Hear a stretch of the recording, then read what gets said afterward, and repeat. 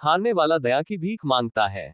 वांग tang एक अद्भुत योजना के साथ आता है तो वह वास्तव में बेकार था, है ना? डी क्वी को अपने आप पर संदेह होने लगा। पैगी और अन्य लोगों के चेहरे पर जटिल भाव थे। ध्यान से सोचने पर पता चला कि वांग टेंग के पास 2 से अधिक डोमेन थे। उसके पास एक और काला और सुनहरा डोमेन था जिसमें आध्यात्मिक शक्ति थी।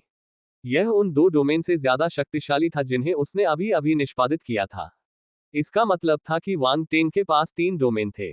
अल्पविराम। ड्रैगन 14 और उसके साथी निराश महसूस कर रहे थे। उन्हें पता था कि उनके पास स्थिति को बदलने का कोई मौका नहीं है। उन्होंने अपने शरीर की सारी ताकतें खत्म कर दी थी, इसलिए अब वे कुछ नहीं कर सकते थे। तुम्हें पहले ही आत्मसमर्पण कर देना चाहिए था। मुझे ऐसा करने के लिए क्यों मजबूर किया? वांग टेंग ने अपना सिर हिलाया। मौन। ड्रैगन 14 और बाकी लोग समझ नहीं पा रहे थे कि क्या कहें। वे अपनी हार स्वीकार करने को तैयार नहीं थे। कौन जानता था कि आपके पास 2 डोमेन है? यह तो बहुत ज्यादा था। अब और समय बर्बाद मत करो। तुम्हें मौत के घाट उतारने का समय आ गया है।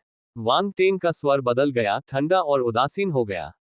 Ads by PubFuture. उनके विरोधियों के चेहरे के भाव बदल गए। इस समय वांग टेंग के चारों ओर पानी की नीली बूंदें दिखाई दी। उसने अपना हाथ हिलाया और बूंदें बरसने लगी। अरे छुप जाओ, ड्रैगन 15 चिल्लाया। दुर्भाग्य से पानी की बूंदें बौछार की तरह बरस रही थी। उनके चारों ओर की जगह सील थी, इसलिए उनके पास छिपने के लिए कोई जगह नहीं थी। युद्ध कवच पहने योद्धाओं के चेहरों पर घबराहट दिखाई दी। उनमें से कुछ के पास थोड़ी ऊर्जा बची हुई थी, इसलिए उन्होंने अपनी ताकतों को छोड़ना शुरू कर दिया और पानी की बूंदों को रोकने के लिए अपने चारों ओर एक सुरक्षा कवच बना लिया। वे बैठकर मौत का इंतजार नहीं करेंगे। पानी की बूंदें गहरे नीले रंग की थीं और हानिरहित दिख रही थीं। उनकी गति भी उस विशाल चट्टान जितनी डरावनी नहीं थी। हालांकि इससे उनके दिल कांप उठे। पानी की बूंदें वास्तव में जानलेवा थीं। एक बार छूने पर कुछ भयानक हो सकता था। एट नोबल बन एट। दरअसल इसे समझना मुश्किल नहीं था। वे किसी के क्षेत्र में थे। कोई भी हमला कोई साधारण हमला नहीं था।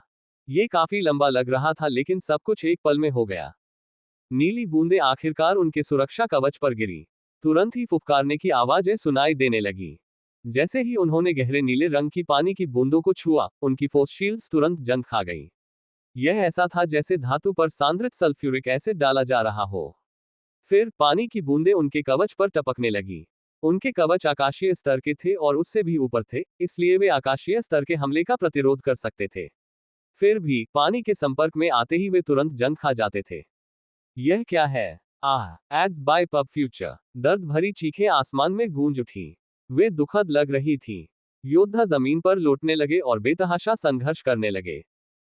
मुझे छोड़ दो, मैं आत्मसमर्पण करता हूँ। अल्पविराम। योद्धा अपनी पूरी ताकत से चिल्ला रहे थे। उनके कवच जंग खा चुके थे, जिससे उनका बुरी तरह क्षत विक्षत शरीर नजर आ रहा था। वे पानी से सने अंगों को खुजलाते रहे। जंग के कारण उनकी हड्डियां और मांस दिखाई दे रहे थे, लेकिन वे खुद को खुजलाए बिना नहीं रह सके। वे फीके नीले पानी के जंग को रोकना चाहते थे, लेकिन ये बेकार था। कुछ समय बाद सभी योद्धा खून के ढेर में बदल गए। वे मर चुके थे। पाताल लोक का जल। यह एक रहस्यमयी पानी था जो स्वर्ग स्तर के योद्धाओं के शरीर को भी नष्ट कर सकता था। इन स्वर्गीय स्तर के योद्धाओं से निपटना बहुत आसान था। डीक्यू और बाकी लोगों के रोंगटे खड़े हो गए। वे कुछ 100 मीटर पीछे हट गए। हालांकि उनके क्षेत्र में पानी नहीं उतरेगा, फिर भी उन्हें लगा कि यह दूरी काफी नहीं है। उनमें सुरक्षा की भावना का अभाव था। यदि उन पर पानी गिर गया तो क्या होगा? Ads by PubFuture. इन लोगों की मौत बहुत भयानक थी। ये बहुत दर्दनाक लग रहा था। यह नीली पानी की बूंद क्या थी? ये भयानक था। डीक्यू और अन्य लोगों के मन में कई विचार आए। वे अचंभित थे और बहुत देर तक अपना संयम वापस नहीं पा सके। बहुत जल्द ही चीखें गायब हो गईं। पानी के संपर्क में आने वाले सभी योद्धा मर चुके थे। उनमें से कोई भी बच नहीं सका। हालांकि ड्रैगन 14 और उसके साथी अभी भी जीवित थे। वांग टेंग सिर्फ उन्हें डराना चाहता था, उन्हें मारना नहीं चाहता था। ऐसा करना बहुत आसान होगा। वे तीनों बहुत डर गए। वे कांपते होठों और सफेद चेहरे के साथ जमीन पर गिर पड़े। अरे, ये तो थोड़ा घिनौना है। वांग टेंग ने नीचे देखा। यह भयानक था। यह उसका पहला मौका था जब वह नेदरवर्ल्ड के पानी का इस्तेमाल कर रहा था। उसे उम्मीद नहीं थी कि इसका असर इतना बढ़िया होगा। ओह, डरावना। यह उनकी दयालु छवि के अनुरूप नहीं था। डीक्यू और अन्य लोग अवाक होकर उसे देखते रहे। क्या आप थोड़ा और बेशर्म हो सकते हैं? खांसी। वांग टेंग ने अजीब तरह से खांसते हुए आसमान से जमीन पर कदम रखा। उसने पेगी और बाकी लोगों से कहा, तीनों मार्शल योद्धाओं को बंद करके वापस ले आओ। हाँ, टीम ने तुरंत प्रतिक्रिया की और आगे बढ़ गई। उन्होंने ड्रैगन 14 और उसके साथियों को पकड़ लिया और रून जंजीरों का उपयोग करके अपनी सेना को सील कर दिया ताकि वे भाग न सकें। उन तीनों ने विरोध नहीं किया, टीम को जो करना था करने दिया। उन्होंने वांग टेंग की ओर देखने की भी हिम्मत नहीं की। उन्हें डर था कि यह मौत का देवता उन्हें पानी की एक बूंद भी दे देगा। मेजर वांग टेंग, हमें वेंडेल के साथ क्या करना चाहिए? पैगी ने पूछा। वेंडेल अभी भी वांग टेंग के पास था। हालांकि उसका सिर अब चट्टान में नहीं दबा था, वह पानी के बुलबुले में डूबा हुआ था। युद्धरत योद्धा पानी में बहुत देर तक अपनी सांस रोक सकते थे। शर्त यह थी कि उन्हें जबरदस्ती पानी में नहीं धकेला जाना चाहिए। इसके अलावा ये व्यक्ति एक ऐसा महापुरुष था जिसे पानी की शक्ति की गहरी समझ थी। इस स्थिति में था, वह खतरे में नहीं था, लेकिन उसे अच्छा महसूस नहीं हो रहा था। उसकी नाक, मुंह, कान और यहां तक कि उसकी आंखों से पानी की धारें अंदर बाहर हो रही थी। ये भावना, ऐसा लग रहा था जैसे कोई छोटा सा सेंटीपीड उसकी पांचों इंद्रियों के इर्द गिर्द घूम रहा हो। बस इसके बारे में सोचना ही लोगों को कांपने के लिए काफी था। वांग टेंग ने अपना हाथ हिलाया। पानी का बुलबुला गायब हो गया, डोमेन के साथ। वेंडेल जमीन पर गिर गया। वह अपना गला पकड़ रहा था और लगातार खांस रहा था। कुत्ते की तरह हौंकते हुए वह बहुत दुखी लग रहा था। वांग टेंग नीचे बैठ गया और उसकी पीठ थपथपाई। उसने चिंता से पूछा, क्या तुम ठीक हो? तुम क्या चाहते हो? वेंडेल डर के मारे उछल पड़ा। वह जमीन पर गिर पड़ा और अपने हाथों और पैरों के सहारे पीछे की ओर रेंगने लगा। उसने देखा कि कुछ पल पहले क्या हुआ था। उसके लिए वांग टेंग एक हत्यारा था जिसने बिना पलक झपकाए हत्या कर दी। पानी के बुलबुले में फंसना यातना थी। उसे समझ में नहीं आ रहा था कि वांग टेंग ने ऐसे बुरे तरीके कैसे सोचे। इस व्यक्ति के पास कोई अच्छे विचार नहीं थे। वांग टेंग, DQE और अन्य एट नोबलबन एट। यह आदमी थोड़ा पागल लग रहा था। क्या डर के कारण वह बेवकूफ बन गया? क्या मैं इतना डरावना हूं? वांग टेंग ने अपनी टीम से पूछा। क्या तुम्हें खुद नहीं पता? DQE ने नाक भान सिकोड़ी। एड्स बाय पब फ्यूचर काय। वांग टेंग ने वेंडेल को लात मारी। वेंडेल, वह जवाब देना चाहता था, कौन ऐसे कष्ट सह सकता है? ठीक है, उसे वापस लाओ। मैं देखना चाहता हूं कि इस बार पाकर क्या करेंगे। वांग टेंग ने उपहास किया। वेंडेल हताश हो गया था। उसकी आंखें बेजान हो गई थी। उसे पता था कि अब उसका अंत हो चुका है। उसका भविष्य बर्बाद हो गया और उसका परिवार उसे छोड़ देगा। नंबर 29 डिफेंस प्लेनेट पर उसने जो कड़ी मेहनत की थी, वह बेकार हो गई। ये सोचकर वह कांप उठा। वेंडेल को पछतावा हुआ। उसे वांग टेंग पर घात नहीं लगाना चाहिए था। उसे उससे बदला लेने के लिए ये तरीका नहीं अपनाना चाहिए था। उसे वांग टेंग को अपना दुश्मन नहीं बनाना चाहिए था। वह जो कुछ भी करता था, जिस पर उसे गर्व था, वह सब वांग टेंग के सामने कुछ भी नहीं था। उसे उसका दुश्मन बनने का कोई अधिकार नहीं था। वह जानता था कि वह वांग टेंग से कमजोर है, लेकिन वह आश्वस्त नहीं था। इसीलिए उसे भारी कीमत चुकानी पड़ी। इसके कारण उसने अपना सब कुछ खो दिया। दुर्भाग्यवश उनका पश्चाताप थोड़ा देर से आया। नहीं, वह आश्वस्त नहीं था। वह अपना भविष्य इस तरह खत्म नहीं करना चाहता था। Ads by PubFuture. Wang Teng, मुझे जाने दो। मैं तुम्हें अब और परेशान करने की हिम्मत नहीं करूंगा। वेंडेल ने अपनी गरिमा त्याग दी और वांग टेंग की जान को गले लगाते हुए दया की भीख मांगी। सभी लोग हैरान थे। क्या ये वही अनियंत्रित और अहंकारी उग्र भेड़िया था जिसे वे जानते थे? वह एक हारे हुए व्यक्ति की तरह वांग टेंग के चरणों में दया की भीख मांग रहा था। पैगी की आंखों में घृणा की भावना उभर आई। वह सही थी। वेंडेल एक भरोसेमंद वरिष्ठ नहीं था। एक सच्चा योद्धा कभी भी अपनी गरिमा नहीं खोएगा। वे वेंडेल की तरह दया की भीख नहीं मांगेंगे। चले जाओ। क्या तुम घिनौने नहीं हो? तुम मेरे पैर को क्यों पकड़ रहे हो? वांग टेंग ने घृणा से वेंडेल को लात मारकर दूर कर दिया। उसे उम्मीद नहीं थी कि यह आदमी इस तरीके से दलील देगा। क्या उसे यह शर्मनाक नहीं लगा? वांग टेंग, मुझे जाने दो। अगर तुम मुझे जाने दोगे तो मैं कुछ भी कर सकता हूं। वेंडेल को इस बात की परवाह नहीं थी कि दूसरे उसे कैसे देखते हैं। उसे इस बात की भी परवाह नहीं थी कि वांग टेंग उसे घिनौना समझता है या नहीं। वह बस जीवित रहना चाहता था।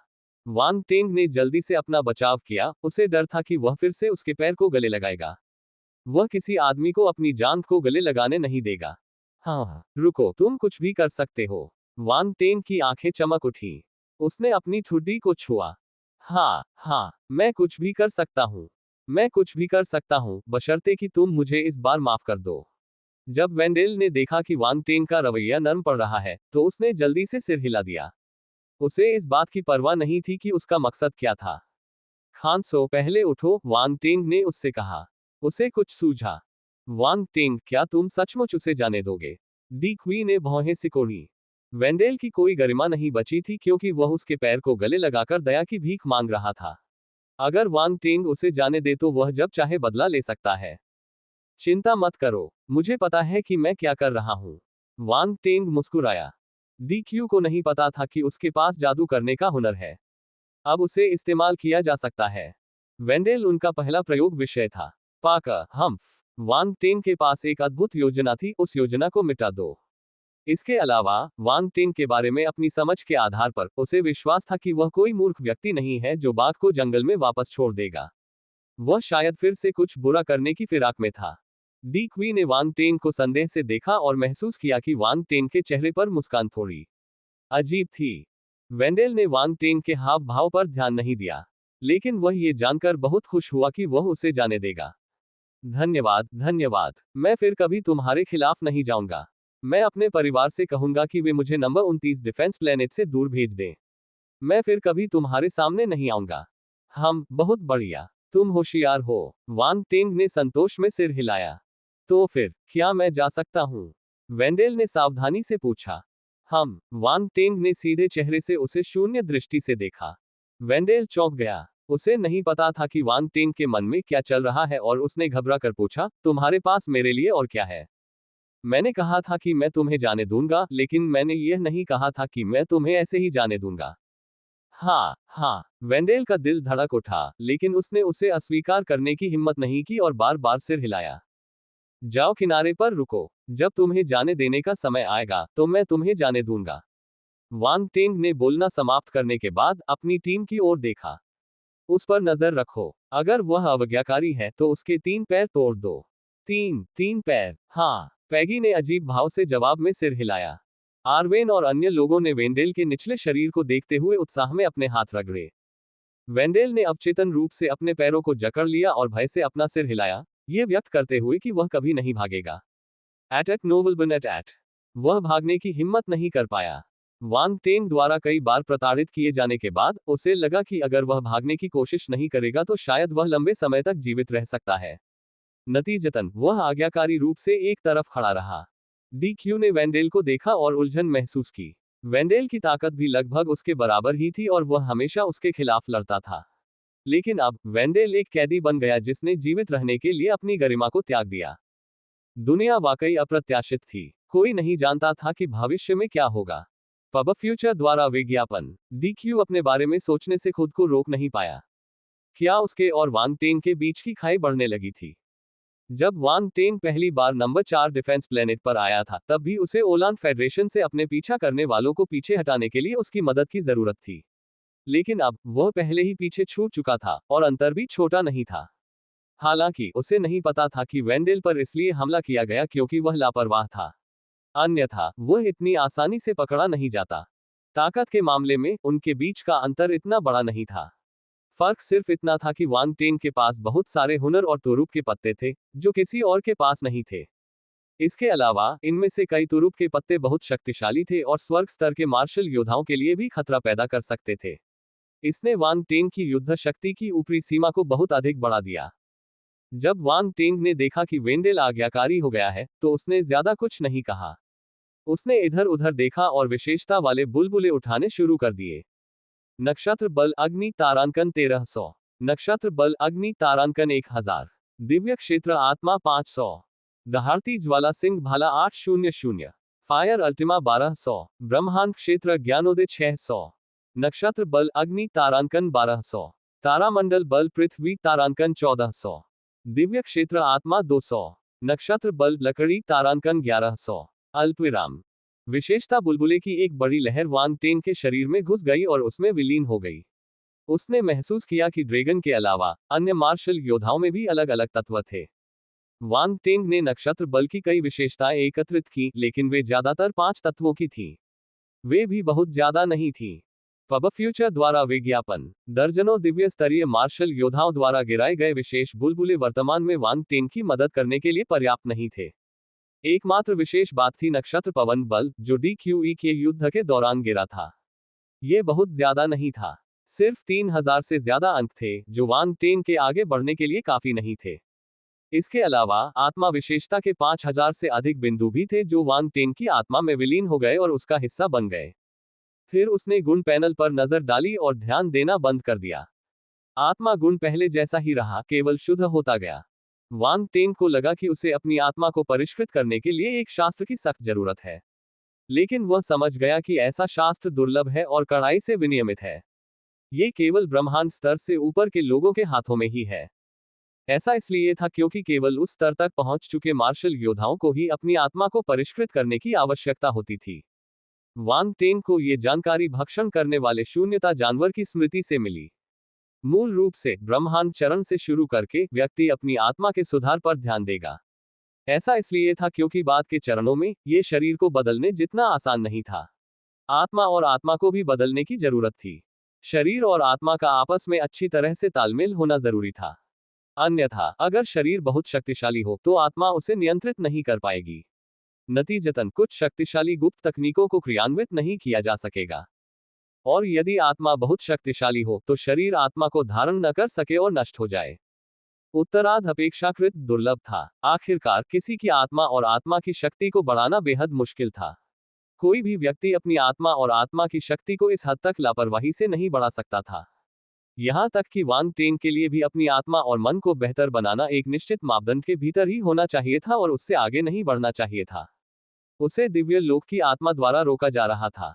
शक्तिशाली मार्शल योद्धाओं के कई शिष्य थे, जो अपने बुजुर्गों की व्यवस्था के तहत अपनी आत्मा को परिष्कृत करते थे, जब वे केवल दिव्य स्तर के मार्शल योद्धा थे। उन्हें पहले से ही आत्मा के शुद्धिकरण का अनुभव करने का अवसर मिला था। हालांकि ये लोग शायद ही कभी देखे जाते थे।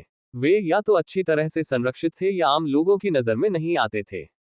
निष्कर्ष में वांग टेन के पास उनसे खेती करने का कोई मौका नहीं था। कम से कम अभी तक उसका सामना किसी से नहीं हुआ था। हो सकता है कि DQ के पास कोई धर्मग्रंथ हो। आखिरकार वह कैवेंडिश परिवार का वंशज था। हालांकि वांग टेन उससे इसके लिए नहीं पूछ सकता था। यदि उसने ऐसा किया भी था तो ये परिवार का रहस्य था और इसका उससे कोई लेना देना नहीं था। पब फ्यूचर द्वारा विज्ञापन। मुझे आश्चर्य है कि क्या भक्षक शून्यता जानवर की स्मृति में कोई आत्मा शोधन तकनीक है।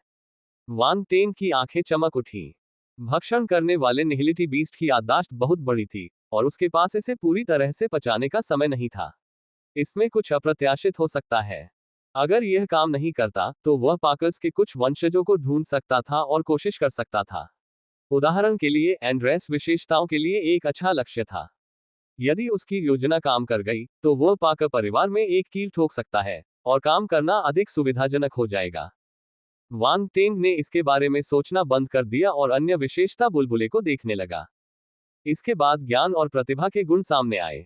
यह अफसोस की बात थी कि ये लोग बहुत प्रतिभाशाली नहीं थे और वांग टेन के लिए इनका कोई मतलब नहीं था। अंतिम दो विशेषताएं थी अग्नि अल्टिमा और गर्जन ज्वाला सिंह भाला। दो विशेषता बुलबुले ड्रैगन 14 और अन्य 2 से थे। फायर अल्टिमा विशेषताओं के कुल 4350 अंक थे। वांग टेन की फायर अल्टिमा की महारत पहले ही 8वें स्तर पर पहुंच चुकी थी। इस वृद्धि के साथ हालांकि स्तर वही रहा, लेकिन उसे इसकी गहरी समझ प्राप्त हुई। अन्य विशेषता बुलबुले ने वांग टेन को आश्चर्यचकित कर दिया। गरजती ज्वाला सिंह भाला। ये ड्रैगन 14 और अन्य 2 की अल्टिमा युद्ध तकनीक थी। वांग टेन को इस अल्टिमा युद्ध तकनीक से बहुत ईर्ष्या थी। आखिरकार यह उनके लिए अपने क्षेत्र की शक्ति के साथ प्रतिस्पर्धा करने और अपनी शक्ति का प्रदर्शन करने के लिए पर्याप्त था। वांग टेन के मन में एक स्मृति उभरी। काफी देर बाद उसने अपनी आंखें खोली और उसकी आंखों में लाल रंग की रोशनी चमक उठी। उसे इस युद्ध तकनीक की बुनियादी समझ थी। यह अल्टिमा के साथ मिलकर हमला करता है। मैं समझ गया। वांग टेन की निगाहें झिलमिला उठी। फिर उन्होंने अपने गुण पैनल को देखा। दहाड़ता हुआ ज्वाला सिंह भाला 1/1000 विशेष 800 पॉइंट्स की गर्जन ज्वाला सिंह भाला वांग टेन के लिए सीधे विशेष चरण तक आगे बढ़ने के लिए पर्याप्त थी। वह इस अल्टिमा युद्ध तकनीक से संतुष्ट था। हालांकि यह एक भाला तकनीक थी, फिर भी वह इसका इस्तेमाल कर सकता था। वांग टेन की भाला चलाने की प्रतिभा शाही स्तर की थी। ये कमजोर नहीं थी। इसके अलावा वह पहले से ही कई भाला तकनीकों में निपुण था और भालों से अपरिचित नहीं था। हालांकि उसने हमेशा तलवारों का इस्तेमाल किया था और शायद ही कभी भालों का इस्तेमाल किया था। अब जब उसके पास भाले से लड़ने की एक शक्तिशाली तकनीक थी तो उसे कभी कभार इसका इस्तेमाल करने में कोई आपत्ति नहीं थी। उसे याद आया कि उसने बर्फ परी से ब्रह्मांड स्तरीय बर्फ शैतान भाला युद्ध तकनीक प्राप्त की थी। यह एक शक्तिशाली युद्ध तकनीक भी थी। उसके पास एक अग्नि तत्व भाला तकनीक और एक बर्फ तत्व भाला तकनीक थी। आग और बर्फ का संयोजन बुरा नहीं लग रहा था। विशेषता बुलबुले उठाने के बाद वांग टेंग अपने टीम के सदस्यों के साथ युद्ध यान में वापस चले गए और मुख्य बेस की ओर अपनी यात्रा जारी रखी। वेंडेल और हथियारों के आने से उनका बहुत समय बर्बाद हो गया। अगर ऐसा नहीं होता तो वे पहले ही बेस पर वापस आ चुके होते। मेजर वांग टेंग, हमें ये हमारे आसपास मिला, पैगी ने हाथ में एक उपकरण पकड़ते हुए कहा। Signal interference device. Wang Teng ने इसे देखते ही पहचान लिया। यह वह उपकरण था जिसका उल्लेख ड्रैगन 14 ने किया था। यह एक गोल धातु का उपकरण था जो बास्केटबॉल के आकार का था। वह इससे निकलने वाले अजीब उतार चढ़ाव को महसूस कर सकता था। इनका सिग्नल के प्रसारण पर गहरा हस्तक्षेप प्रभाव था। हाँ, इस उपकरण की गुणवत्ता कम नहीं है। ये स्वर्ग स्तर के अंतरिक्ष यान द्वारा भेजे गए संकेतों में हस्तक्षेप करने में सक्षम है, पैगी ने उत्तर दिया।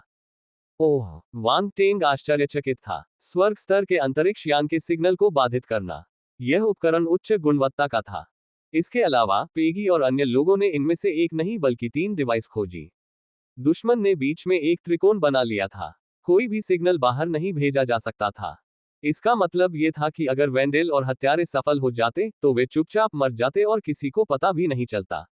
कुछ समय तक कोई भी उन्हें खोज नहीं पाता। ये समय अंतराल ड्रैगन 14 और उसकी टीम के लिए नंबर 29 रक्षा ग्रह को चुपचाप छोड़ने के लिए पर्याप्त था। Ads by PubFuture. एक शक्तिशाली परिवार की क्षमता को कभी कम मत समझिए। उनके पास अपने लोगों को बाहर भेजने के तरीके और रास्ते थे। पाकर्स ने तुम्हें मारने के लिए बहुत प्रयास किया है, डीक्यू ने कहा। ये अब मेरे हैं। वांग टेंग मुस्कुराया, फिर पैग्गी से कहा, इन्हें रख लो। वह अप्रभावित दिख रहा था, लेकिन कोई नहीं जानता था कि उसके मन में क्या था। पैगी ने सिर हिलाया और उपकरण रख लिए। ठीक है, एक कमरा तैयार करो। मैं वेंडेल से निजी तौर पर बात करना चाहता हूँ। वांग टेंग ने वेंडेल को एक सौम्य मुस्कान दी। वेंडेल तुरंत कांप उठा। ये भयावह है। ये शैतान क्या चाहता है? अल्पविराम। युद्ध यान छोटा नहीं था, इसलिए उसमें कई अलग अलग कमरे थे। पेगी ने जल्दी से एक कमरा तैयार किया और वांग टेंग वेंडेल को अंदर ले आया। फिर उसने दरवाजा बंद कर दिया। पेगी, डीक्यू और बाकी लोग उत्सुक थे। उन्हें आश्चर्य हुआ कि वांग टेंग ने वेंडेल को क्यों बुलाया। क्या यह सिर्फ एक साधारण पूछताछ थी? क्या वह कुछ अजीब करने जा रहा था? Ads by PubFuture. उन्होंने एक दूसरे को देखा और अचानक एक साथ सिर घुमा लिया। अपने बॉस के बारे में ज्यादा न जानना ही बेहतर था। जितना ज्यादा वे जानते, उतनी ही जल्दी उनकी मौत हो जाती। कमरे में वांग टेंग एक कुर्सी लेकर बैठ गया। वेंडेल उसके सामने आज्ञाकारी ढंग से बैठ गया। क्या तुम जानते हो कि मैंने तुम्हें क्यों जीवित रखा? वांग टेंग ने अपने लिए एक कप सुनहरा फलों का रस डाला और धीरे धीरे कप को घुमाया। उसने एक घूंट लिया। उसने ये फलों का रस डीक्यू से छीन लिया था। वह इस पर लंबे समय से नजर रखे हुए था। उसने हाल ही में डीक्यू को बचाया था, इसलिए उसने उससे कुछ पैसे ऐंठने का मौका लिया। इसका स्वाद वाकई असाधारण था। यह उस पे से अलग था जो उसने आभासी दुनिया में पिया था। मैं नहीं जानता। वेंडेल हिचकिचाया। ओह, तुम सच में नहीं जानते? वांग टेंग ने उसे एक अस्पष्ट मुस्कान दी। वेंडेल को लगा कि उसका सिर सुन्न हो गया है। यह बेहद असहज था। वह केवल कठोरता से जवाब दे सका, आप चाहते हैं कि मैं आपका मुखबिर बनूं? तुम बेवकूफ नहीं हो। वांग टेंग मुस्कुराया। फिर उसकी आवाज ठंडी हो गई। सिर्फ मुखबिर नहीं, मैं चाहता हूं कि तुम एक कील बनो, एक कील जो पाकर के दिल में सीधे घुस जाए। वेंडेल ने अचानक अपना सिर उठाया और आश्चर्य से अपने सामने खड़े युवक को देखा। कितना साहसी आदमी है। वह पाकर्स को खत्म करना चाहता था। वेंडेल का चेहरा पीला पड़ गया। उसे वांग टेंग की योजना समझ में आ गई। मुखबिर के तौर पर उसे केवल वांग टेंग को जानकारी देनी थी, लेकिन वह चाहता था कि वह एक ऐसी कील बने जो पाकर के दिल में छुरा घोंप दे। इसका क्या मतलब था? वेंडेल बेवकूफ नहीं था। वह समझ गया कि वांग टेंग सिर्फ जानकारी नहीं चाहता था, उसे पूरा परिवार चाहिए था। एट नोबल एट। वह पाकर्स को नष्ट करना चाहता था। वेंडेल ने अपने सामने शांत चेहरे को घूरकर देखा।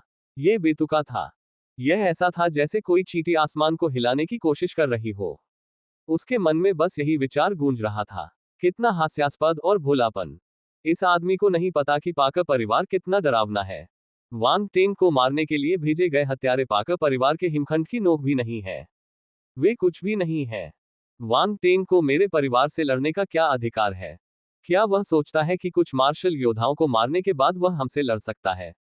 वांग टेंग को वेंडेल के हाव भाव से पता चल गया कि वह क्या सोच रहा था। किसी को भी लगेगा कि जब उसने कहा कि वह पाकर से निपटना चाहता है तो वह खुद को बहुत ज्यादा आंक रहा है। उन्हें लगेगा कि वह मरना चाहता है, लेकिन उसे इसकी परवाह नहीं थी। उसने वेंडेल को भी कुछ नहीं समझाया। तुम ऐसा नहीं करना चाहते? वांग टेंग ने शांति से पूछा। अगर तुम ऐसा नहीं करना चाहते तो तुम्हें जिंदा रखने का कोई मतलब नहीं है। नहीं, नहीं, वेंडेल डर के मारे उछल पड़ा। उसका चेहरा बदल गया और उसने जल्दी से अपना सिर हिला दिया। वह उसके साथ कुछ भयानक कर देगा। वेंडेल को यातनाएं सहनी पड़ चुकी थी। वह फिर से यह पीड़ा नहीं सहना चाहता था। वह वापस जाने के बाद अपने परिवार के सदस्यों को वांग टेंग की योजनाओं के बारे में बता सकता था और अपनी विफलता के लिए प्रायश्चित करने का मौका ले सकता था। जहां तक वांग टेंग का मुखबिर या कील बनने की बात है, तो उसे कोई दिलचस्पी नहीं थी। एट नोबल बन एट। अगर उसकी जान वांग टेंग के हाथ में न होती तो वह इस पागल से एक शब्द भी कहने को तैयार नहीं होता। लेकिन अब उसके पास कोई चारा नहीं था। वह सिर्फ उसकी बात मान सकता था। क्या आप इस स्थिति को बदल सकते हैं? आप जानते हैं कि पाकर परिवार कितना शक्तिशाली है। ऐसा करने का कोई मतलब नहीं है, वेंडेल ने कहा। शो चलता रहना चाहिए। अगर वह तुरंत सहमत हो जाता तो वांग टेंग उस पर विश्वास नहीं करता। वांग टेंग ने शांतिपूर्वक उत्तर दिया, आप ये निर्णय नहीं लेंगे कि ऐसा करने का कोई मतलब है या नहीं। लेकिन परिवार में मेरी वर्तमान स्थिति उच्च नहीं है। पाका परिवार के दिल में पैठ बनाना मेरे लिए अवास्तविक है। चूंकि मैंने तुम्हें चुना है, इसलिए मैं तुम्हारा दर्जा बढ़ा दूंगा। यह अब से भी अधिक ऊंचा होगा। वेंडेल हैरान रह गया। उसे लगा कि वांग टेंग पागल हो गया है। उसे ऐसे शब्द कहने का क्या अधिकार था? उसका दर्जा बढ़ा। वह खुद को क्या समझता था? वेंडेल को लगा कि इस पद पर पहुंचने के लिए उसने इतने सालों में बहुत मेहनत की है और उसे अपने परिवार का एक प्रमुख सदस्य माना जा सकता है। हालांकि समग्र तस्वीर को देखते हुए वह एक छोटा आलू ही था। वांग टेंग एक बाहरी व्यक्ति था और साम्राज्य का एक सरदार था। उसकी हैसियत भी उतनी ऊंची नहीं थी। क्या ऐसी बातें कहते समय उसे अपने ही चेहरे पर तमाचा लगने का डर नहीं था? Ads by PubFuture. तो क्या तुम सहमत हो? वांग टेंग ने पूछा। उसकी आंखों में एक अजीब सी चमक थी जब वह सीधे वेंडेल की आंखों में देख रहा था। वेंडेल ने जब वांग टेंग की निगाहें देखी तो वह दंग रह गया। उसे लगा कि कुछ गड़बड़ है, लेकिन जब उसने दोबारा देखा तो सब कुछ सामान्य था। मुझे अपना निर्णय बताओ, क्या मैं इसे अस्वीकार भी कर सकता हूं? वेंडेल ने कड़वी मुस्कान दी और भाग्य के आगे समर्पण कर दिया। अच्छा, वांग टेंग ने संतोष में सिर हिलाया। फिर उसने मुस्कुराते हुए पूछा, तुम मुझे छोड़कर जाने पर मुझे धोखा तो नहीं दोगे, है ना? मैं नहीं करूंगा। अगर मैं तुम्हें धोखा दूंगा तो मैं एक काली प्रेत द्वारा निगल लिया जाऊंगा और एक अपमानजनक मौत मरूंगा। वेंडेल का दिल धड़क उठा। उसने जल्दी से एक शपथ ली। उसे डर था कि वांग टेंग उस पर विश्वास नहीं करेगा। तुम अपने आप पर बहुत सख्त हो। वांग टेंग ने उसे अजीब तरह से देखा। फिर उसने कहा, याद रखो, अब से मैं तुम्हारा मालिक हूं। तुम सिर्फ मेरे प्रति वफादार हो सकते हो। हाँ, वेंडेल ने अपमान को बलपूर्वक निगल लिया और जमीन की ओर देखते हुए जवाब दिया।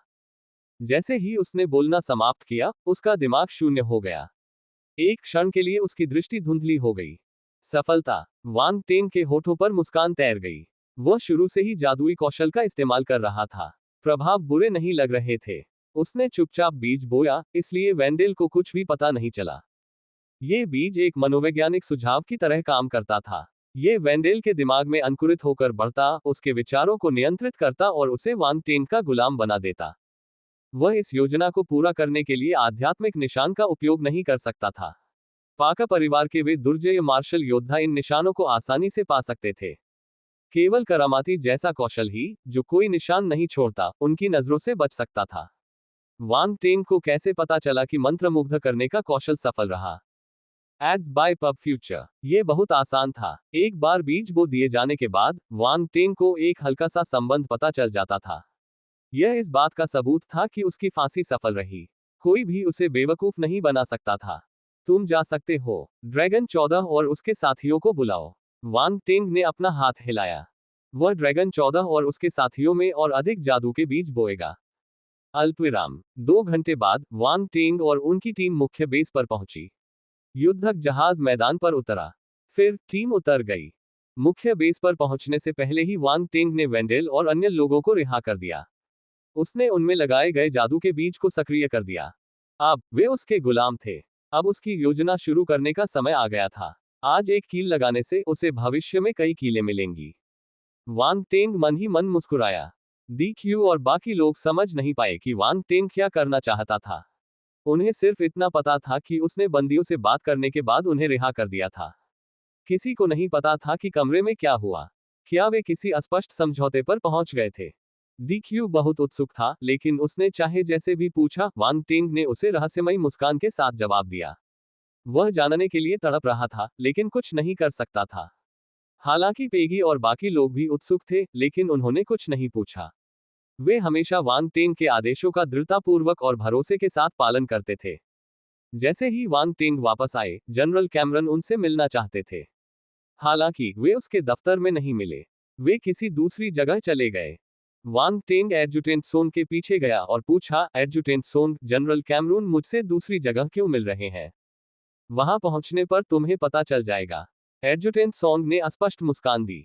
उसकी आंखों में ईर्ष्या की झलक दिख रही थी। ठीक है। वांग टेंग को पता था कि उसे उससे कुछ नहीं मिलेगा, इसलिए उसने अपना सिर हिलाया और चुप रहा। जल्द ही वे दोनों एक बड़े दरवाजे के सामने पहुंच गए। एडजुटेंट सोंग ने दरवाजा खटखटाया। अंदर आइए। जनरल कैमरून की आवाज अंदर से आई। एडजुटेंट सोंग ने दरवाजा खोला और वांग टेंग को अंदर बुलाने के लिए अपना हाथ उठाया। वांग टेंग ने अपनी वर्दी ठीक की और अंदर कदम रखा। उसने अपने चारों ओर नजर घुमाए और पाया कि वह एक विशाल हॉल में था। सफेद रोशनी ने पूरे हॉल को जगमगा दिया था। हॉल के बीच में एक लंबी लकड़ी की मेज थी। उसके चारों ओर कई आकृतियां बैठी हुई थीं। वांग टेंग इस दृश्य को देखकर दंग रह गया। क्या हो रहा था? वहां इतने सारे लोग क्यों थे? वह जनरल कैमरून के अलावा किसी को नहीं पहचान पाए। हॉल में मौजूद लोग भी वांग टेंग को परख रहे थे। उनकी निगाहें अलग अलग थीं। उत्सुकता, गहनता, तिरस्कार। वे वांग टेंग की उपस्थिति देखकर अचंभित रह गए। वह बहुत छोटा था। बेहद युवा। Ads by PubFuture. क्या वह सचमुच इतना शक्तिशाली था? लेकिन उनकी आभा वाकई असाधारण थी। कोई भी उनके आत्मविश्वास और धैर्य को महसूस कर सकता था, भले ही वे वहीं खड़े थे। मेजर वांग टेंग, कृपया अंदर आइए। हम सब आपका इंतजार कर रहे हैं। जनरल कैमरून मेजबान की सीट पर बैठे थे। जब उन्होंने वांग टेंग की तरफ देखा तो उनके चेहरे पर हल्की सी मुस्कान थी। उसके हाव भाव देखकर सभी लोग आश्चर्यचकित रह गए। गंभीर और तीखे स्वभाव वाले जनरल कैमरून वांग टेंग की वजह से मुस्कुराए।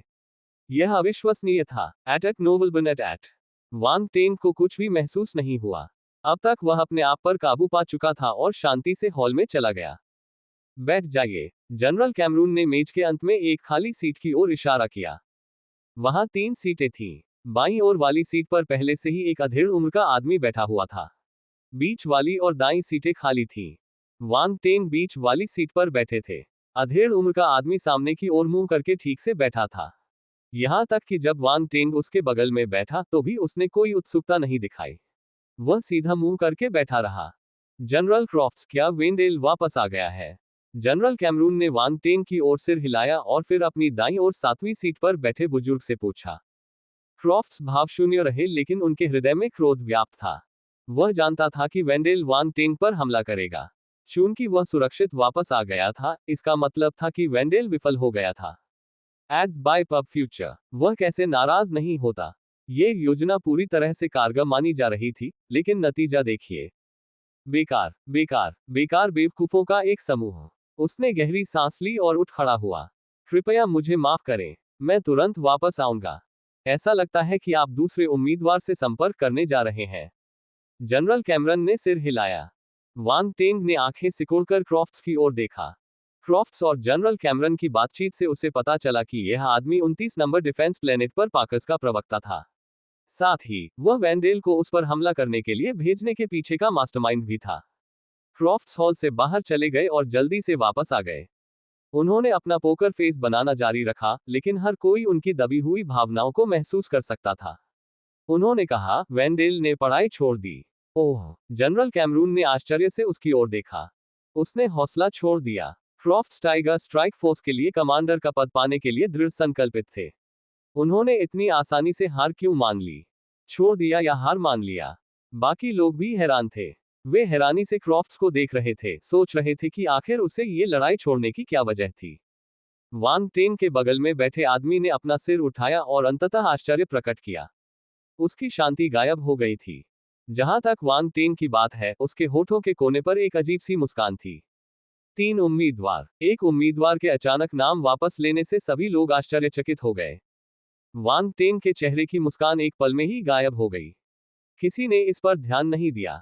जनरल कैमरून इस खबर से आकर्षित थे, इसलिए उन्होंने वांग टेन के हाव भाव पर ध्यान नहीं दिया। अगर उन्होंने ध्यान दिया होता तो वे अनुमान लगाते कि इसका उनसे कुछ लेना देना है। खबर सुनाने के बाद क्रॉफ्ट्स चुपचाप अपनी सीट पर वापस चले गए।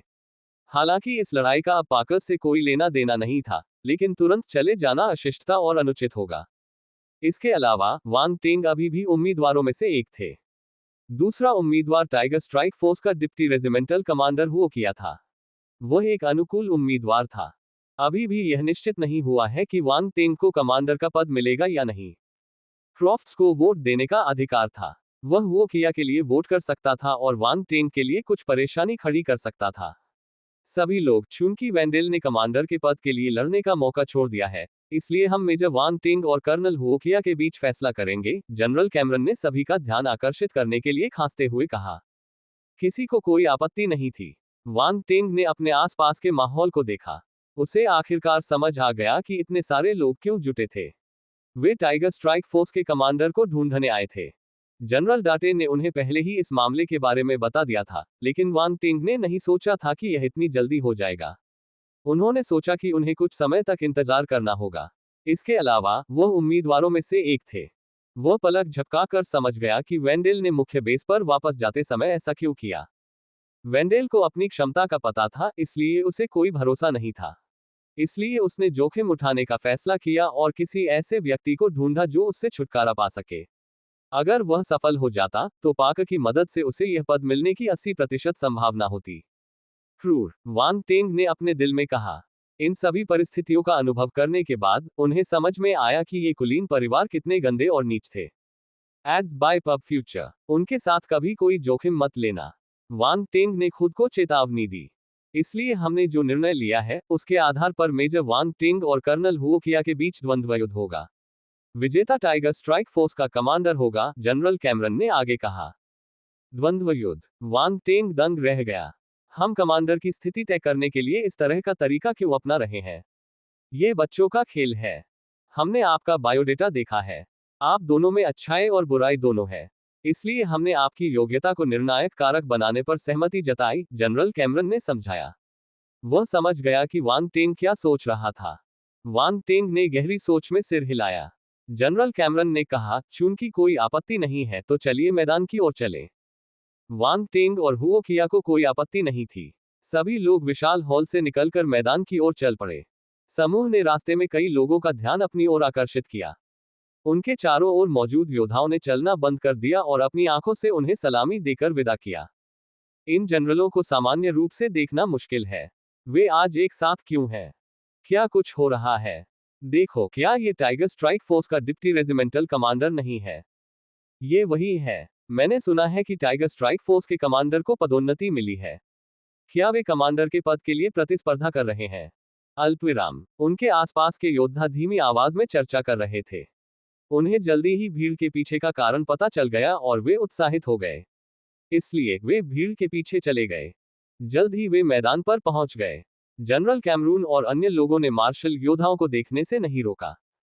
शक्तिशाली मार्शल योद्धाओं के बीच द्वंद्व युद्ध देखना उत्साहवर्धक था और इससे सैन्य मार्शल योद्धाओं का मनोबल भी बढ़ता था।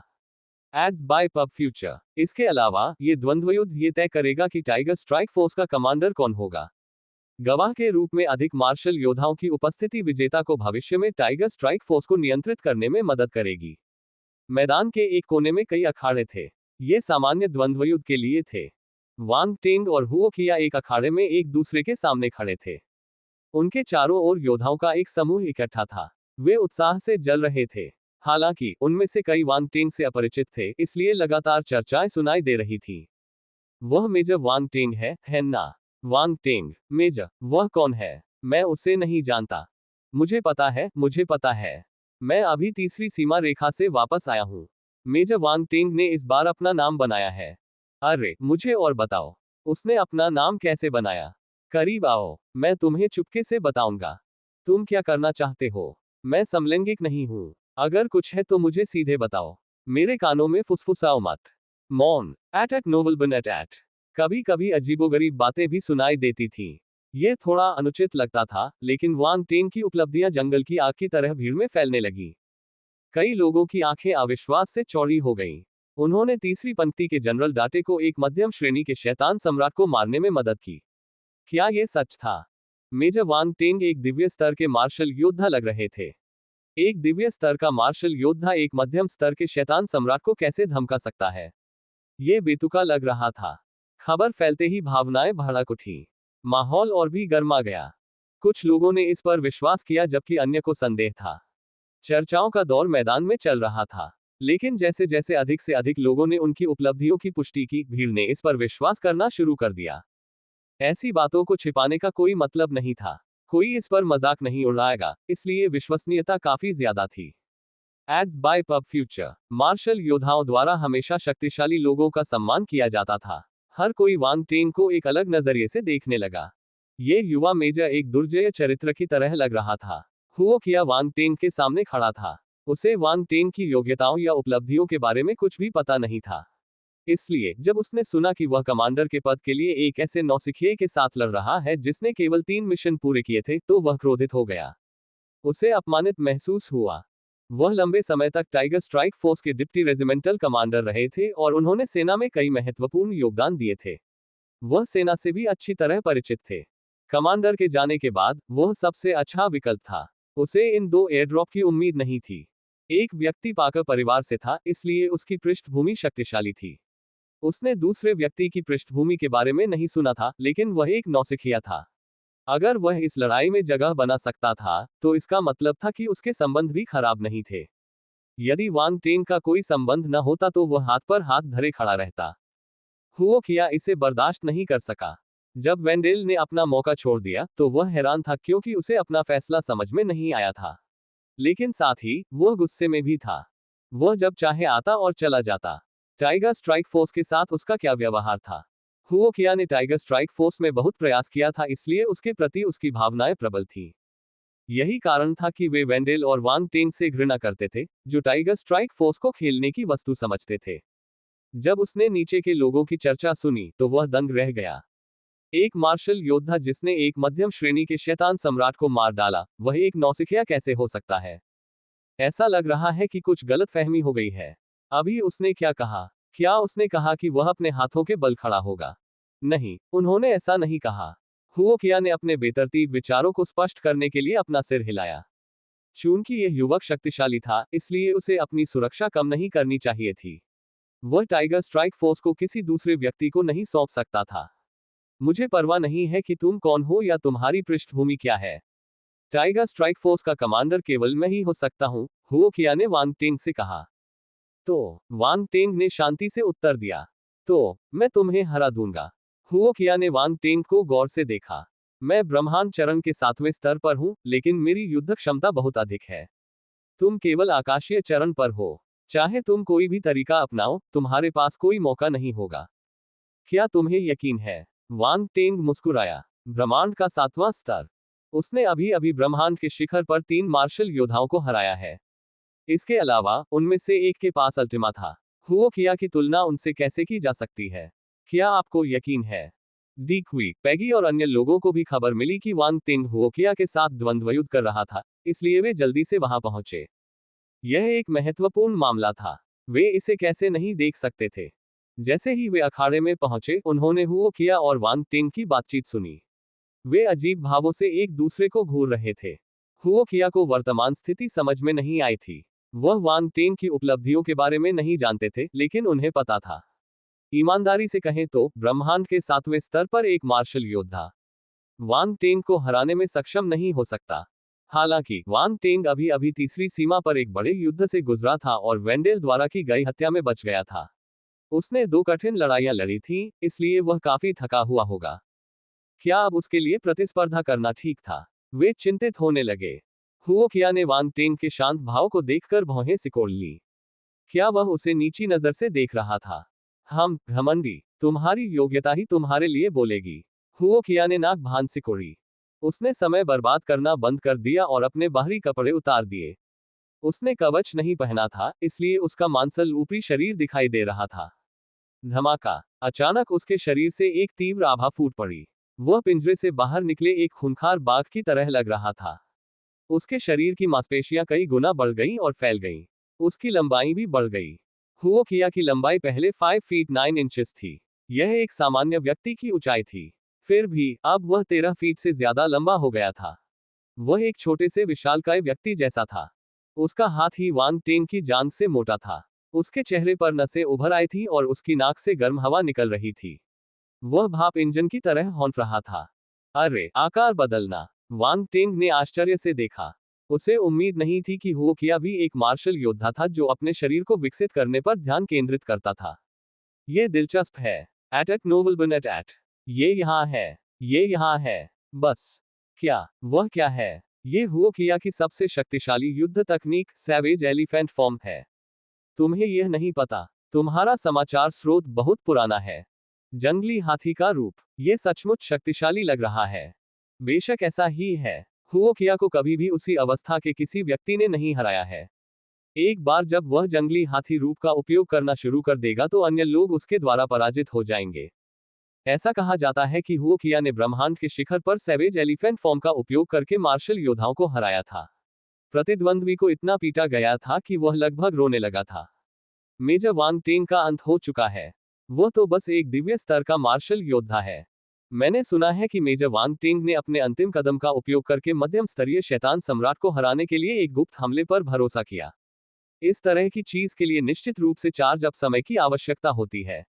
इस तरह के द्वंद्व में हुओ किया उसे इस तरह के हमले की तैयारी करने का समय नहीं देगा। वह शायद खत्म हो चुका है। अल्पविराम। बहुत से लोग हुओ किया को अच्छी तरह से जानते थे और यहां तक कि उसकी प्रसिद्ध युद्ध तकनीक से भी परिचित थे। ये देखकर कि हुओ किया ने ऊपर जाते ही अपनी सबसे मजबूत युद्ध तकनीक का इस्तेमाल किया, वे वांग टेंग के लिए शोक करने से खुद को नहीं रोक पाए। वे सभी उसे नीची नजर से देखते थे और मानते थे कि उसके पास जीतने का कोई मौका नहीं था। पब फ्यूचर द्वारा विज्ञापन। कोई भी सामान्य व्यक्ति ऐसा ही निर्णय लेगा। आखिरकार 7वें स्तर के ब्रह्मांड चरण के मार्शल योद्धा और आकाशीय चरण के शिखर पर रहने वाले योद्धा के बीच का अंतर बहुत बड़ा था।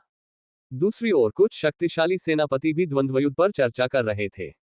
हुओ किया वास्तव में शक्तिशाली है। उसने अपने जंगली हाथी रूप को उच्च स्तर तक विकसित कर लिया है। जनरल क्यू युवानजू ने स्वीकृति में सिर हिलाया। सैवेज एलिफेंट फॉर्म शरीर को विकसित करता है। हुओ किया ने कई वर्षों तक खुद को इस तकनीक में डुबोया है और पहले से ही अपने शरीर को चरम सीमा तक प्रशिक्षित कर लिया है। यहां तक कि मार्शल योद्धा जो अभी अभी स्वर्ग चरण में आगे बढ़े हैं, उन्हें भी उसकी सुरक्षा को तोड़ने में प्रयास करना होगा। ये वांग टेंग। बोलने वाला आदमी एक बूढ़ा आदमी था। वह एक मेजर जनरल भी था। उसने अपना सिर हिलाया और वांग टेंग के बारे में ज्यादा नहीं सोचा। जनरल उकेरी सही कह रहे हैं। आखिरकार वांग टेंग एक दिव्य स्तर का मार्शल योद्धा ही है। एक महिला मार्शल योद्धा ने टिप्पणी की। जनरल क्रॉफ्ट्स, आप क्या सोचते हैं? जनरल क्यू युवानजू ने अचानक अपना सिर घुमाया और क्रॉफ्ट्स से पूछा। मैं बस खड़ा होकर देखूंगा। क्रॉफ्ट्स का चेहरा भावनाहीन था। अब वह वांग टेंग की ताकत के बारे में अनिश्चित था। उसने उसे मारने के लिए दर्जनों दिव्य चरण के मार्शल योद्धा और 3 शीर्ष ब्रह्मांड चरण के मार्शल योद्धा भेजे थे, लेकिन वे सभी विफल रहे। परिवार द्वारा पहले दी गई रिपोर्ट के साथ वह उसकी असली ताकत के बारे में निश्चित नहीं था। सब लोग टकराना। इसी समय मैदान से एक जोरदार आवाज आई। हुओ किया ने जोर से पैर पटका और अपने स्थान से गायब हो गया तथा वांग टेंग पर हमला कर दिया। ये रहा। हर कोई उत्साहित था और गौर से देख रहा था। उस क्षण हुओ किया एक विशालकाय हाथी की तरह था जो नीचे गिरकर बहुत बड़ा प्रभाव उत्पन्न कर रहा था। वांग टेंग, जो उसके सामने खड़ा था, को सबसे प्रबल अनुभूति हुई। हुओ किया की आभा उसकी ओर बढ़ रही थी। ये सिर्फ एक साधारण आभा नहीं थी जो उसके शक्तिशाली शरीर से निकल रही थी। इसमें एक जबरदस्त युद्ध की मंशा थी। हुओ किया अनगिनत लड़ाइयों से गुजरा था, यही वजह थी कि वह अपनी युद्ध की मंशा को इतने भयानक स्तर तक जमा कर सकता था। अगर साधारण मार्शल योद्धाओं का सामना उसके जैसे होता तो उनके शरीर अकड़ जाते और वे नियंत्रण से हिल भी सकते थे। हालांकि ये वांग टेंग को प्रभावित करने के लिए पर्याप्त नहीं था। पृथ्वी पर आने के बाद से अब तक वह कई लड़ाइयों से गुजर चुका था और उसने अनगिनत युद्ध क्षेत्र जागरूकता विशेषता बुलबुले जमा कर लिए थे, यहां तक कि उन्हें पूर्ण भी कर लिया था। युद्ध क्षेत्र के प्रति पूर्ण जागरूकता वाले व्यक्ति के लिए युद्ध की मंशा से डरने की कोई बात नहीं है। वांग टेंग एक अन्य समस्या के बारे में सोच रहे थे। क्या मुझे ड्रैगन ब्लड बैटल फिजिक का उपयोग करना चाहिए या प्राचीन भगवान का शरीर? दोनों के बारे में क्या ख्याल है? दोनों युद्ध तकनीकें शक्तिशाली थीं, लेकिन उसने कभी उनका एक साथ प्रयोग नहीं किया था। हुओ किया शारीरिक शक्ति में माहिर था और वह 7वें स्तर का ब्रह्मांड चरण मार्शल योद्धा भी था। उसका शरीर बेहद मजबूत था। यह पहली बार था जब वांग टेंग को उसके जैसे किसी व्यक्ति का सामना करना पड़ा था। वह थोड़ा उत्साहित था। मैं दोनों को एक साथ इस्तेमाल करूंगा, वांग टेंग ने निर्णय लिया। तुम कहां देख रहे हो? ठीक इसी समय एक भयंकर गर्जना सुनाई दी। हुओ किया ने पहले ही अंतर को कम कर दिया था और वांग टेंग के सामने दौड़ पड़ा। फिर वह 5 मीटर दूर जाकर नीचे गिरा और आसमान में छलांग लगा दी। उस विशाल शरीर की छाया ने वांग टेंग को ढक लिया। Ads by PubFuture. उसने अपनी दाहिनी मुट्ठी भींची और एक पीली मुट्ठी संकुचित होकर निर्दयतापूर्वक वांग टेंग के सिर पर वार किया। टकराना। तभी एक जोरदार ध्वनि निकली। वांग टेंग ने अपना सिर उठाया और भयानक हवा ने उसके बालों को पीछे की ओर उड़ा दिया। हालांकि उनकी आंखें स्थिर थीं और उनका चेहरा पहले की तरह शांत था, घबराहट का कोई लक्षण नहीं दिख रहा था। प्राचीन भगवान का शरीर सक्रिय। ड्रैगन रक्त लड़ाई काया सक्रिय करें। लगभग तुरंत ही वांग टेंग ने दोनों शरीरों को सक्रिय कर दिया। बहुत जोर से गर्जना हुई। वांग टेंग के शरीर से लपटें निकली और हरे ड्रैगन की तरह उसके चारों ओर लिपट गईं। पन्ना चमकती हुई ज्वाला। और हरे ड्रैगन के शरीर पर 3 विशेष लपटें थीं जो उसे इस प्रकार ढक रही थी जैसे वे उसके शल्क हो। स्टार फीनिक्स ज्वाला, झुलसा देने वाली पशु ज्वाला, महासागर वेल ज्वाला। देखने वाले दंग रह गए। हरे ड्रैगन ने गर्जना करते हुए आसमान में उड़ान भरी। फिर वह नीचे झपटा और वांग टेंग के शरीर में समा गया। फिर धीरे धीरे वांग टेंग का स्वरूप उभरने लगा। उसके पूरे शरीर पर ड्रैगन जैसी ज्वाला के पैटर्न थे जिसमें उसका चेहरा भी शामिल था। ये पैटर्न उसके कपड़ों और शरीर के निचले हिस्से पर भी थे। केवल एक अपवाद था, उसकी भौहों के बीच एक रहस्यमय निशान था। पन्ना की चमकीली लौ से बने पैटर्न अलग अलग थे। भौहों के बीच का निशान सुनहरा था जो बेहद आकर्षक था। ये है। क्रॉफ्ट्स की आंखें चौड़ी हो गईं मानो उसने कोई भूत देख लिया हो। वांग टेंग द्वारा प्रदर्शित युद्ध तकनीक उनके परिवार की ड्रैगन रक्त युद्ध शारीरिक संरचना से इतनी मिलती जुलती क्यों थी? वह निश्चित नहीं हो सका। हालांकि यह समान दिख रहा था, लेकिन कुछ अंतर थे। खासकर वांग टेंग की आंखों के बीच का सुनहरा निशान। उनके परिवार के ड्रैगन ब्लड बैटल फिजिक में ऐसा नहीं था। नीचे चल रहा द्वंद्व रुका नहीं, चाहे क्रॉफ्ट्स कितना भी हैरान क्यों न हो। ये काफी लंबा समय लग सकता है, लेकिन ये सभी परिवर्तन पलक झपकते ही हो गए। इससे पहले कि हो किया अपनी मुट्ठी जमा पाता, उसने वांग टेंग के परिवर्तनों और उसके शरीर से निकलने वाली भयावह आभा को देखा। उसके चेहरे का भाव अचानक बदल गया और उसकी पुतलियां सिकुड़ गईं। ऐसा लगा जैसे उसने कुछ अविश्वसनीय देख लिया हो। हालांकि पीछे मुड़ने का कोई रास्ता नहीं था। वह रुक नहीं सकता था। वह क्रोध से चिल्लाया और अपने शरीर की सारी शक्ति जुटाकर मुट्ठी बांध ली और फिर उसे जोर से पटक दिया। वांग टेंग की आंखों में एक हरे रंग की लौ चमक उठी जब उसने सीधे मुट्ठी को देखा। उसकी अपनी दाहिनी मुट्ठी अचानक आग की लपटों में बदल गई, जो एक हरे रंग की ज्वलंत मुट्ठी में बदल गई।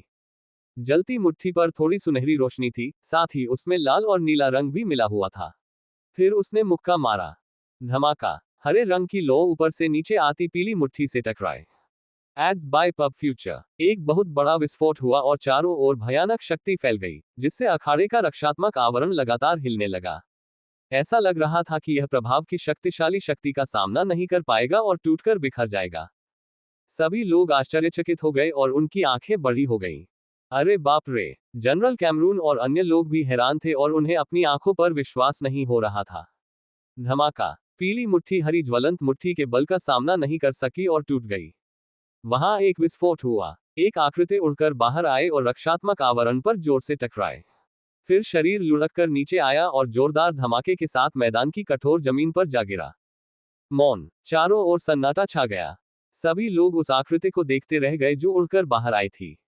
कुछ देर तक उनके दिमाग काम नहीं कर पाए। ये हुआ किया था। वह हवा में उड़ गया। और वह केवल शुद्ध शक्ति द्वारा ही उड़ा दिया गया। ये सही नहीं था। क्या उन्होंने यह नहीं कहा था कि वह बहुत शक्तिशाली और भयावह था? बस इतना ही था। ब्रह्मांड स्तर का मार्शल योद्धा कौन था? उन्हें यह भी संदेह था कि हुओ किया और वांग टेंग ने शरीर बदल लिया था और वे अलग दिखते थे। अन्यथा दिव्य चरण के मार्शल योद्धा वांग टेंग के पास इतनी भयानक शक्ति कैसे थी? धप, कदमों की आहट सुनाई दी। हरे रंग की लपटों से घिरी एक आकृति बाहर निकली। ऐसा लग रहा था जैसे अग्नि देवता उतर आए हो। ओह नहीं, मैंने थोड़ा ज्यादा बल प्रयोग कर दिया। वांग टेंग ने जमीन पर हुओ किया को देखा। सब लोग। ये वाक्य आपत्तिजनक तो नहीं था, लेकिन बेहद अपमानजनक था। हर कोई अवाक था। उसने कुछ ज्यादा ही बल प्रयोग किया। क्या उसने उन शब्दों का अर्थ गलत समझा था? तो आप वांग टेंग की योग्यता के बारे में क्या सोचते हैं? जनरल कैमरून ने मुस्कुराते हुए अपने पास बैठे लोगों से पूछा। क्यों युवानजू, ओकेरी और अन्य जनरलों की बोलती बंद हो गई। उनके चेहरे की मांसपेशियां अनियंत्रित रूप से फड़क रही थीं। अभी कुछ देर पहले वे कह रहे थे कि वांग टेंग के पास कोई मौका नहीं था और वह हुओ किया का मुकाबला नहीं कर सकता था। परिणाम देखिए। थप्पड़। यह उनके चेहरे पर एक जोरदार तमाचा था। जनरलों के चेहरे लाल हो गए। वे चाहते थे कि वे अपने शब्द वापस ले लें। क्रॉफ्ट्स का चेहरा काला पड़ गया था। वह अखाड़े में मौजूद उस युवा व्यक्ति को आश्चर्य से घूर रहा था। ये युवा बालक इतना शक्तिशाली क्यों था? वह इस वास्तविकता को स्वीकार नहीं कर सका। उसे अंततः समझ में आ गया कि ड्रैगन 14 अपने मिशन में क्यों विफल रहा। अपनी क्षमता के साथ उसके लिए ब्रह्मांड के शिखर पर एक मार्शल योद्धा का विरोध करना संभव था। वांग टेंग जीवित नहीं रह सका। यदि वह स्वर्ग स्तर या ब्रह्मांड स्तर का मार्शल योद्धा बन गया तो यह पाकर परिवार के लिए विनाशकारी होगा। मैदान में एक खड़ा था और दूसरा जमीन पर था। दोनों में बहुत बड़ा अंतर था। लेकिन जमीन पर जो व्यक्ति था वह वांग टेंग नहीं था, जिसकी सबको उम्मीद थी। वह हुओ किया था। सभी लोग हैरान थे। खांसी खांसी। हुओ किया अचानक हिल गया और जमीन से ऊपर चढ़ने के लिए संघर्ष करने लगा। उसके होठों के किनारे खून के निशान थे। उसे जमीन पर गिरे हुए बस कुछ ही सेकंड हुए थे। उसे होश आ गया था। विस्मयादिबोधक चिन्ह, विस्मयादिबोधक चिन्ह। देखो, हुओ किया फिर से उठ खड़ा हुआ है। वह हारा नहीं है। क्या उसके पास अभी भी मौका है? लेकिन एक ही मुक्का लगने से वह अपने पैरों से गिर गया। क्षमता में अंतर बहुत ज्यादा है। कौन जानता है क्या होगा अगर मेजर वांग टेंग के पास केवल एक शक्तिशाली मुक्का हो। अल्पविराम। हुओ किया को खड़ा देखकर सभी लोग अपने आप पर काबू पा गए और चर्चा करने लगे। वांग टेंग की अचानक शक्ति के कारण ये प्रतियोगिता रहस्य से भरी हुई थी। हर कोई उत्साह से भरा हुआ था। हुओ किया ने उठने की कोशिश की तो वह लड़खड़ा गया। उसके शरीर पर कुछ जले हुए निशान थे और उसकी छाती पर मुट्ठी का निशान साफ दिखाई दे रहा था। उसने आश्चर्य से मुट्ठी के निशान को देखा। फिर उसने अपना सिर उठाया और वांग टेंग की ओर देखा। तुम इतने मजबूत क्यों हो? सचमुच, मैं अपनी शक्ति का केवल 1/3 ही उपयोग करता हूं, वांग टेंग ने शांति से उत्तर दिया। हुओ किया, क्या वह अभिनय कर रहा था? उसने अपनी 1/3 ताकत से ही उसे पीछे फेंक दिया। इससे वह क्या बन गया? जनरल कैमरून अवाक रह गए। ये युवक शक्तिशाली तो था ही, साथ ही थोड़ा घमंडी भी था। एट नोबल बन एट। वह पर्याप्त परिपक्व नहीं था। क्या वह ये कह रहा था कि उसने एक ब्रह्मांड स्तरीय योद्धा को उसकी शक्ति के केवल 1/3 भाग से पराजित कर दिया था? Ads by PubFuture. इससे कोई फर्क नहीं पड़ता कि दूसरे लोग उस पर विश्वास करते थे या नहीं। लेकिन मुझे आश्चर्य है कि तुम अभी भी उठ सकती हो। वांग टेंग ने हुओ किया को दिलचस्पी से देखा। ये उसके ईमानदार विचार थे।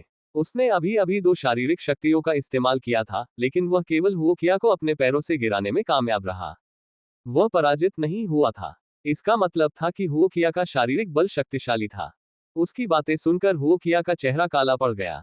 देखो वह क्या कह रहा था। एक दिव्य स्तर के योद्धा द्वारा उसे नीची नजर से देखा जा रहा था। ये बात उसे क्रोधित कर रही थी। उसने शांत होने के लिए गहरी सांस ली। फिर वह धीमी आवाज में बोला, मैंने तुम्हें बहुत ऊंचे पद पर बिठाया है, फिर भी मैंने तुम्हें कम आंका है। हालांकि अगर आपको लगता है कि मेरे पास बस इतना ही है, तो आप गलत हैं। धमाका। जैसे ही उसने बोलना समाप्त किया, उसके शरीर के चारों ओर आभामंडल बढ़ गया और एक भयावह पीली शक्ति प्रस्फुटित हुई। धमाका। उसके शरीर से पीली शक्ति निकल रही थी। यह मोटी और भारी थी। दूर से हुओ किया ऐसा लग रहा था जैसे वो किसी पहाड़ के अंदर खड़ा हो। फिर जैसे ही बल बाहर निकला, हुओ किया की आंखों से भी पीली चमक निकलने लगी। उसके शरीर से जंगली जानवर की आभा की धारें बहने लगी। उसी समय पीली शक्ति में परिवर्तन होने लगा। ये तेजी से एकत्रित होकर एक विशाल हाथी की रूपरेखा बनाने लगी। हाथी बिल्कुल असली लग रहा था। उसकी बर्बरता और बर्बरता का आभास इस तरह था मानो वह प्रागैतिहासिक काल से यहाँ आया हो। वांग टेंग ने भौहें सिकोड़ी। उसे हुओ किया को कम नहीं आंकना चाहिए। हालांकि वह ब्रह्मांड के 7वें स्तर पर था, लेकिन उसकी आभा ड्रैगन 14 जितनी शक्तिशाली थी। भले ही जंगली हाथी का रूप उसकी ऊर्जा को समाप्त कर रहा था, लेकिन इससे निकलने वाली युद्ध शक्ति भयानक थी। ब्रह्मांड के शिखर पर एक सामान्य मार्शल योद्धा उसके सामने हार सकता था। कितना भयानक माहौल है। पैग्गी और मैच देख रहे अन्य लोग घबरा गए। ये जंगली हाथी रूप की असली शक्ति है। क्या वांग टेंग उसे हरा पाएगा? डी क्वी ने गंभीरता से कहा। यहां तक कि उसे भी इस आभा से खतरा महसूस हुआ। प्रतिद्वंद्वी बहुत शक्तिशाली था। अगर तुम हार भी जाओ तो भी तुम्हें गर्व होना चाहिए, क्योंकि तुमने मुझे अपने जंगली हाथी रूप की पूरी क्षमता को बाहर निकालने के लिए मजबूर कर दिया है। हुओ किया हाथी की रूपरेखा के भीतर खड़ा था। उसकी आवाज हवा में गूंज रही थी। टकराना। हुओ किया के इर्द गिर्द हाथी की छाया ने कान फाड़ देने वाली दहाड़ लगाई और अपने पैर पटकने लगी। वह वांग टेंग पर टूट पड़ा। Ads by PubFuture. Wang Teng ने अपना सिर हिलाया और शांति से मुस्कुराया। उसके चेहरे पर कोई डर नहीं था। चलो तुम्हारे साथ खेलते हैं। वह हरे रंग की रोशनी की किरण में बदल गया और हुओ किया की ओर बढ़ा। आग की लपटों ने उसे घेर लिया। Boom boom boom. दोनों ने एक दूसरे पर मुके बरसाए। एक की लंबाई किसी दैत्य जितनी थी, जबकि दूसरे की लंबाई किसी सामान्य आदमी जितनी थी। जब वे साथ खड़े हुए तो अंतर साफ दिख रहा था। हालांकि ये दोनों लोग ताकत में बराबर थे, और वे लड़ने के लिए इतना सरल और क्रूर तरीका इस्तेमाल कर रहे थे। अखाड़े में एक जोरदार विस्फोट हुआ। विस्फोट की गूंज आसमान में गूंजने के साथ ही हवा में बल के उतार चढ़ाव की लहरें बहने लगीं। इस आक्रामक टक्कर ने कई दर्शकों को चौंका दिया। वे बहुत भयंकर थे। ये द्वंद्व युद्ध क्रूर था, लेकिन उन्हें ये स्वीकार करना पड़ा कि इस लड़ाई को देखकर वे सभी उत्तेजित हो गए थे। मुखों के आदान प्रदान के बाद उनकी भावनाएं भड़क उठी थीं। सभी की पुतलियां दोनों आकृतियों की स्थिति के अनुसार घूम रही थीं। किसी की भी पलक झपकाने की हिम्मत नहीं थी। उन्हें इस लड़ाई का कोई भी हिस्सा छूट जाने का डर था। ऐसा आकर्षक युद्ध देखना दुर्लभ था। अपने जंगली हाथी रूप की पूरी क्षमता को मुक्त करने के बाद हुओ किया की शक्ति बहुत बढ़ गई, खासकर उसकी ताकत। वह लगभग अजेय हो गया था।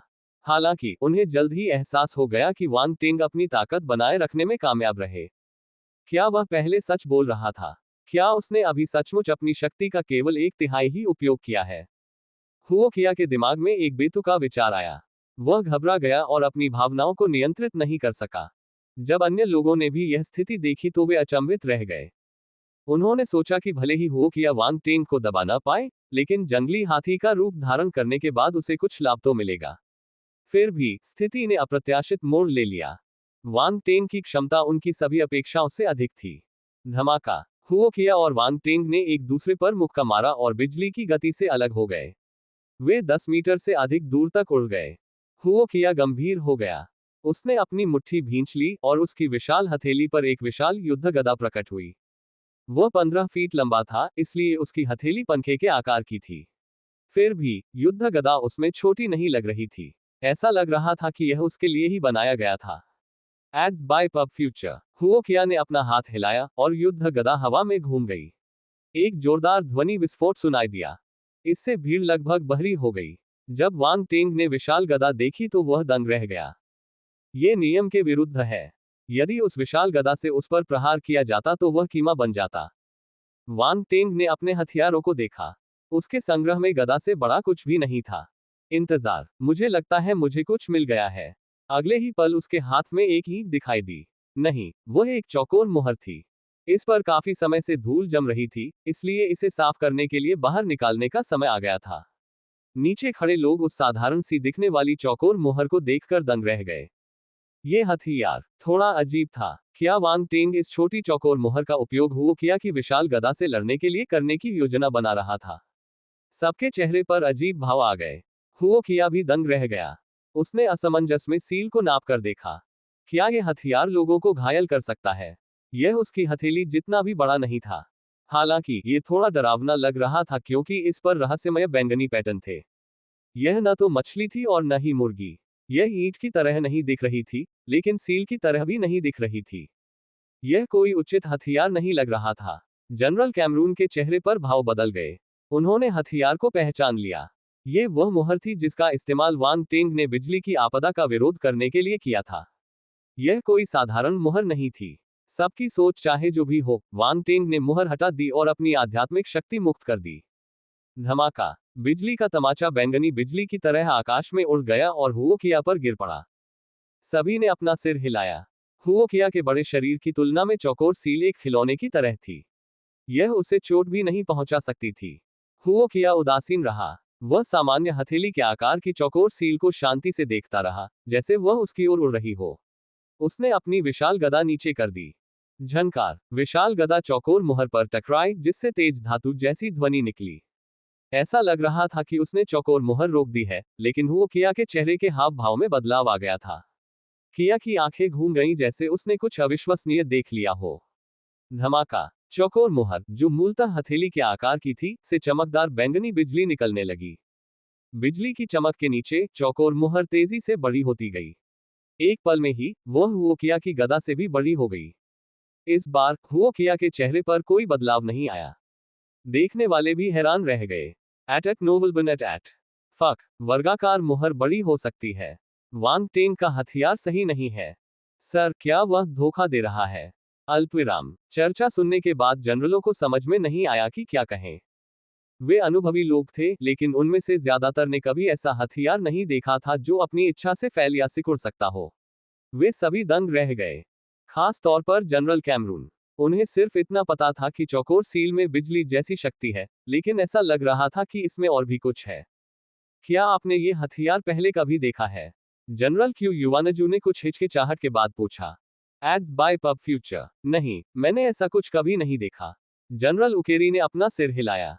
मैंने पहले भी एक देखा है, एक बलिष्ठ महिला योद्धा ने जवाब देने से पहले एक क्षण के लिए रुककर कहा। ओह, जनरल किम्बली, क्या आपने इसे पहले भी देखा है? सभी ने आश्चर्य से उसकी ओर देखा। जल्दी से हमें और बताओ। मैंने भी कुछ ऐसा ही देखा है। यह एक दिव्य आत्मा गुरु का हथियार था। मैं भाग्यशाली था कि जब मैं अतीत में ब्रह्मांड की यात्रा कर रहा था, तो मैंने इसे देखा। उसका हथियार एक छोटा पहाड़ था जो उसके हमला करने पर असली पहाड़ में बदल गया। नहीं, यह असली पहाड़ से भी बड़ा था। यह एक छोटे ग्रह को कुचल सकता था। जब मैंने उस समय इसे देखा तो मैं दंग रह गया। जनरल किम्बली ने याद किया। इसका मतलब है कि वांग टेंग एक दिव्य आत्मा गुरु है। जनरल क्यू युवानजू ने मुद्दे की जड़ को समझ लिया। वह चकित रह गया। जब वांग टेंग ने हमला किया तो उन्हें लगा कि उसने अपनी सेना के साथ मिलकर सील को बाहर फेंक दिया है। जनरल किम्बली के स्पष्टीकरण के बाद उन्हें कुछ और ही सोचना पड़ा। हाँ, वह एक दिव्य आत्मा गुरु है। वह दिव्य क्षेत्र में पहुंच गया है। जनरल कैमरून ने वांग टेंग की जानकारी को देखा और सिर हिलाया। अरे, एक दिव्य क्षेत्र दिव्य आत्मा गुरु। यह एक ब्रह्मांड मंच मार्शल योद्धा के समान है। इसके अलावा उसका भौतिक शरीर शक्तिशाली है। हुओ किया खतरे में है। जनरल उकेरी ने हौंफते हुए गंभीरता से कहा। अन्य लोग भी उससे सहमत थे। अल्पविराम। बिजली का तमाचा पहले से ही कुछ 100 गुना बड़ा था। ये हुओ किया की विशाल गदा से 2 गुना बड़ा था, और बैंगनी पैटर्न चमक रहे थे। बिजली की चिंगारियां अंदर नाचती हुई देखी जा सकती थी। तुम्हें क्या लगता है? क्या मेरा बच्चा बड़ा है? वांग टेंग ने हुओ किया को देखा और गर्व से मुस्कुराया। मौन। वहां अचानक कुछ क्षण के लिए सन्नाटा छा गया। वह क्या कह रहा था? पब फ्यूचर द्वारा विज्ञापन। उन्हें लगा कि वांग टेंग के शब्दों के पीछे कुछ और ही अर्थ छिपा था। यह थोड़ा अनुचित लग रहा था। उन लोगों के चेहरे पर अजीब से भाव थे, जैसे उन्होंने कुछ जाना पहचाना सा सुना हो। औरतें शर्मा गईं और चटखारे लेने लगी। वे भी इन शब्दों से परिचित थीं। खांसी, ये युवक बदतमीज है। हमें इसे शिक्षित करने की जरूरत है, जनरल कैमरून ने अजीब तरह से खांसते हुए कहा। हाँ, हमें उसे शिक्षित करने की जरूरत है, जनरल क्यू युवानजू ने एक अजीब अभिव्यक्ति के साथ सहमति व्यक्त की। वह अभी भी जवान है। ये समझ में आता है, जनरल किम्बली ने ऊंची आवाज में हंसते हुए कहा। हुओ किया को यह वाक्य सुनकर अच्छा नहीं लगा। उसकी उभरी हुई मांसपेशियों के ऊपर रोंगटे खड़े हो गए। ये कैसा अजीब अनुभव था। एक आदमी उससे क्यों पूछ रहा था कि क्या उसका बच्चा बड़ा है। उसे लगा कि उसने दुनिया में सबसे बुरा अपमान सहा है। हटो, हुओ किया ने गुस्से में अपनी आंखें चौड़ी करते हुए चिल्लाया। उसने अपनी विशाल गदा उठाए और उसे बाहर फेंक दिया। बैंग बैंग बैंग, जोरदार धमाके सुनाई दिए। बड़ी गदा बड़े आकार के बिजली के तमाचे से टकराए। भयंकर। ऐसा लगता है कि यह काफी बड़ा नहीं है। मैं तुम्हें ये स्वीकार करने दूंगा कि मेरा स्तन तुम्हारे स्तन से बड़ा है। और तो और, ये बहुत बड़ा है। वांग टेंग ने भौहें सिकोड़ी। मौन, हर कोई अवाक रह गया। ये कैसा जुनून था? वांग टेंग को नहीं पता था कि सभी के विचार बेकाबू हो रहे थे। उसने अपनी आध्यात्मिक शक्ति जारी की, और बिजली के थप्पड़ पर बैंगनी चमक खिल गई। ये फिर से फैल गया जब तक कि यह एक छोटी धातु की पहाड़ी के आकार का नहीं हो गया। ये हुओ किया के सिर पर लटक गया। गल्प। नीचे मौजूद लोगों ने जब भयावह धातु की पहाड़ी देखी तो अनजाने में ही उनकी लार निकल गई। क्या बकवास है? यह क्या बकवास था? वे पहले भी इसका आकार स्वीकार कर सकते थे, लेकिन यह वर्तमान आकार उनकी कल्पना से परे था। हथेली के आकार की चौकोर मुहर कैसे पहाड़ में बदल सकती है? ये समझ में नहीं आया।